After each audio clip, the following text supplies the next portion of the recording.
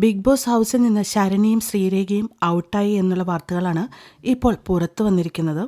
എന്തായാലും ഇത്രയും കാലം അവർക്ക് പിടിച്ചു നിൽക്കാൻ പറ്റി. ഒരുപാട് പവർ ഹൗസ് ഇവർ രണ്ടുപേരെയും രക്ഷിച്ചിട്ടുണ്ട്. അല്ലെങ്കിൽ കുറച്ച് നാളുകൾക്ക് മുമ്പ് തന്നെ പുറത്താവേണ്ടിയിരുന്നവരാണ് ശ്രീരേഖയും ശരണിയും.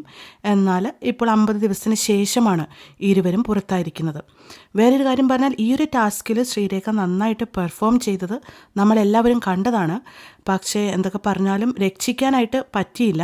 അത്രയ്ക്ക് വോട്ട് എനിക്ക് തോന്നുന്നു നേടാനായിട്ട് പറ്റിയില്ല എന്ന്. എന്തായാലും നന്ദന ക്യാപ്റ്റൻ ആയിട്ടുണ്ട്. നന്ദനയും ശരണിയുമാണ് അവിടെ വന്ന് ഔട്ടാവാനായിട്ട് നിന്നത്. നന്ദന ഉള്ളിലേക്കും ശരണ്യ പുറത്തേക്കും പോയി.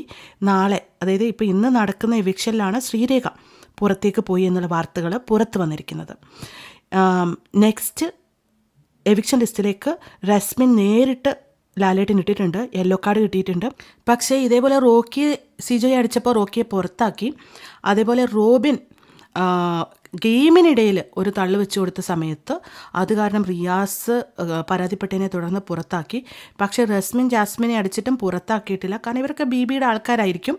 ബിബിക്ക് ഇഷ്ടമുള്ളവരെ പുറത്താക്കും, ബിബിക്ക് ഇഷ്ടമില്ലാത്തവരെ ഉള്ളിലാക്കും. ഇങ്ങനത്തെ കളികളൊക്കെയാണല്ലോ പവർ ഹൗസ്, അല്ല പവർ റൂം എന്ന് പറയുന്ന ഒരു കോൺസെപ്റ്റ് തന്നെ ബിഗ് ബോസിന് വേണ്ടിയിട്ടുള്ളതാണ്. കാരണം ബിഗ് ബോസിന് ആവശ്യമുള്ള ആൾക്കാരെ രക്ഷിക്കാൻ വേണ്ടിയിട്ടുള്ളതാണ്. അപ്പോൾ എന്തായാലും ഇങ്ങനെയൊക്കെയാണ് ഇപ്പോൾ ഇന്നത്തെ സംഭവങ്ങൾ നടന്നിരിക്കുന്നത്. ശരണ്യയും ശ്രീരേഖയും പുറത്തായതിൽ പ്രേക്ഷകരായി നിങ്ങളുടെ അഭിപ്രായം എന്താണ്? കമൻറ്റുകളായിട്ട് രേഖപ്പെടുത്തുക. ഒപ്പം നമ്മുടെ ചാനൽ സബ്സ്ക്രൈബ് ചെയ്യാനും ഫോളോ ചെയ്യാനും മറക്കല്ലേ.